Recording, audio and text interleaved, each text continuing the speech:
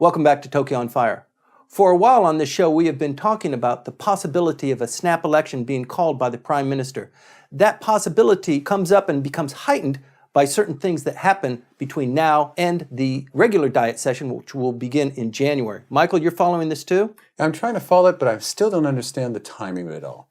Because if we're led to understand, what we've been told is that the dissolution of the diet is going to be happening in January. Mm-hmm.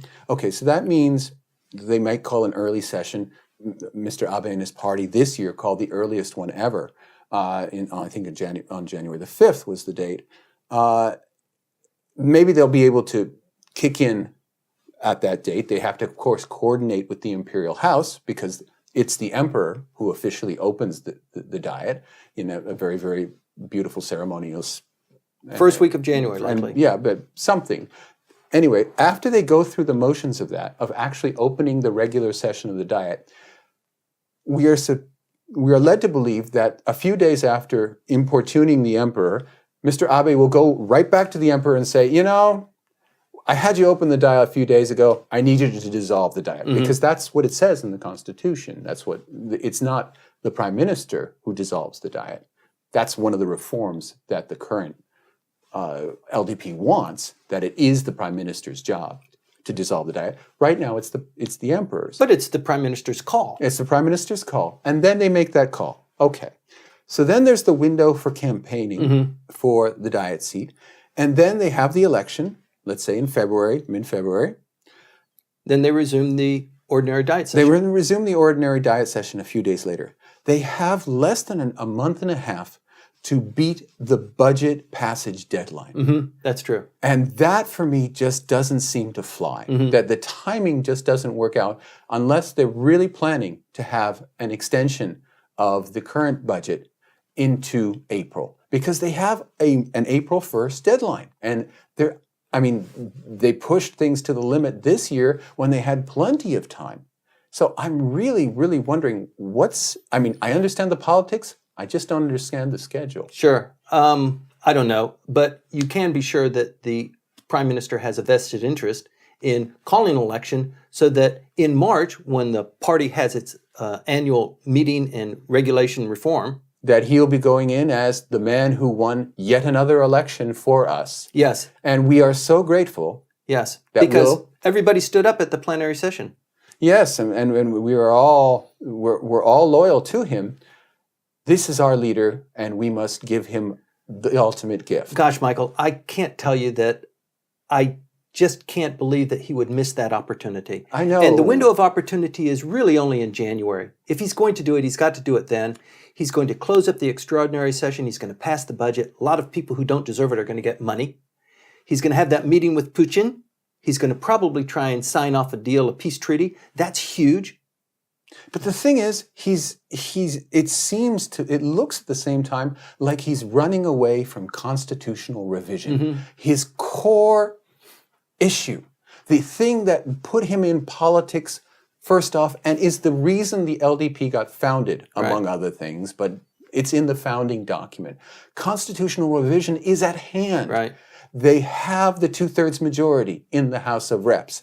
They have, with collaboration from the Nippon Ishin no Kai, this third party based in the Kansai region, they have the 2/3 majority in the House of Councilors for the first time in history. And what does he do? He calls an election. No, it doesn't make sense. He should go, after we get passed through TPP, negotiations on TPP will start next week, I believe, on the 14th. They've already passed, at least in the House of Reps, the supplementary budget, which means the supplementary budget, the second one, is passed. They're going to go through all these motions.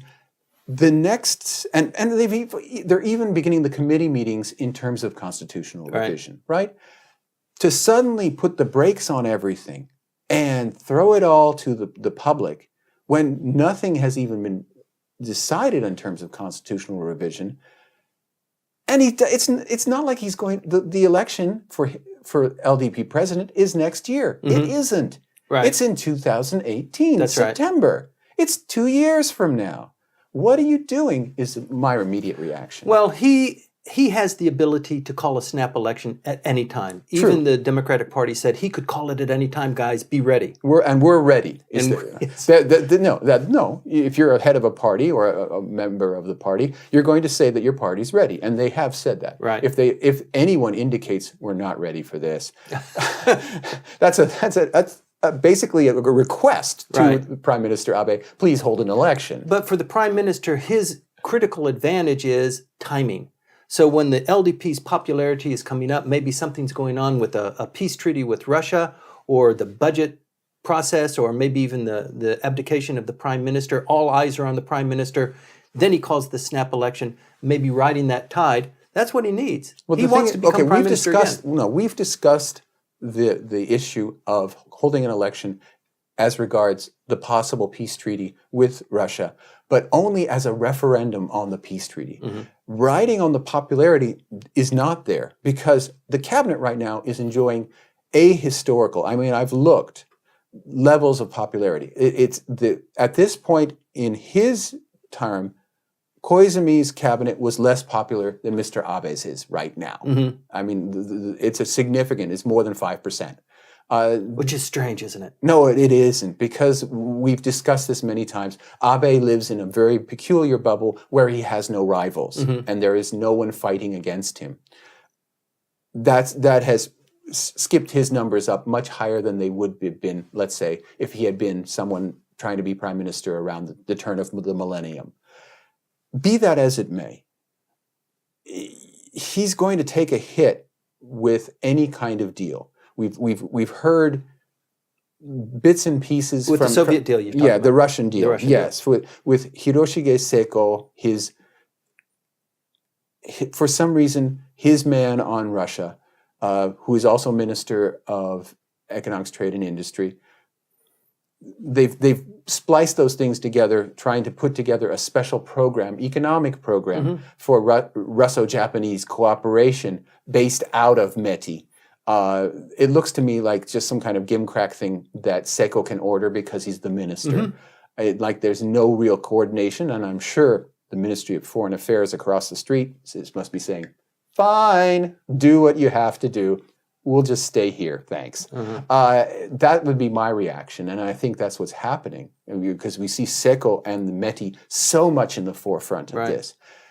If the people don't like the deal and say so in a referendum, Abe will be messing with that 2/3 majority that he has in the House of Reps. Right. And gosh darn it, if constitutional revision matters, and I think that it does, and there are things that need to be changed in the Constitution, like this question of who has the right to dissolve the Diet. It should be the Prime Minister's mm-hmm. prerogative in writing, rather than this foggy notion that has evolved out of practice. Great, let's put that in there. And that's in the draft mm-hmm. of the LDP's draft constitution. But this week, dang it, what did he say? He said, well, we're not holding to that 2012 draft. Mm-hmm. We want to have open discussions. Sure. Well, in the same tone, he also said a snap election, I wouldn't think of it. Yeah. So what? Yes. Well, the dissolution of the Diet resides solely with the Prime Minister when he will call the snap election, if he will call the snap election, a critical issue. We're going to continue to follow this. You should stay tuned too.